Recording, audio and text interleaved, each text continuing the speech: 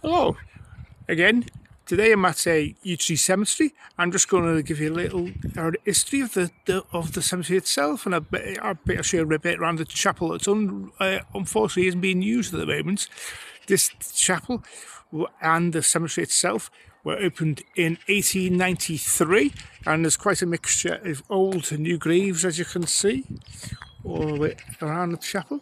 And near the at the front of the chapel here, you'll see a lot of priest graves, and a lot of them are quite magnificent. And then there's a lot of new graves there. The chapel itself was used like for funeral services and general and small masses, but for quite a few years, but in the late 80s, 90s, it stopped being used by the Catholic Church at all, and they were threatening to break it down. But it was a local campaign by a friends group that was set up to keep it open, and luckily it's still standing.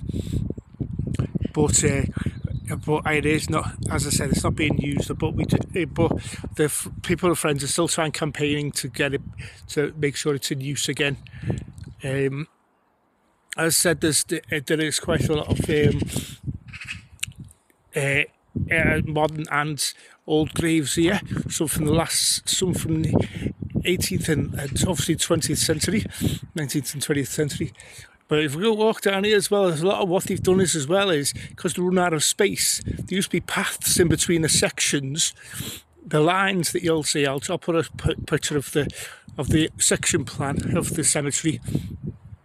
There is you'll see when as you'll see on there's a line of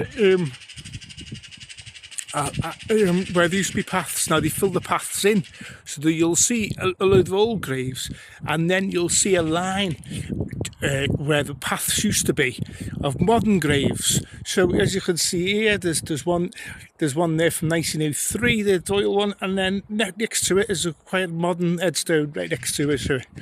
And if I'll just walk down, as I said, I've showed you there. I'm just going to come over and show you the first burial.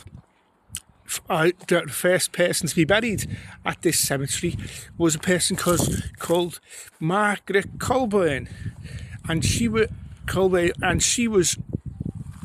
buried here before it was actually blessed. The centre was called Jesus, and an Irish immigrant. So there was a lot of people descended from Roman Catholics descended from Ireland, and their two sons that are buried with her were farmers. Farm labourers, also from Ireland, and they've obviously settled here, and now their children and great grandchildren are also buried in this cemetery. Anyway, there's history, a little bit of history on the cemetery I come here the most, actually, probably. All right, speak to you all soon. Ta-ra.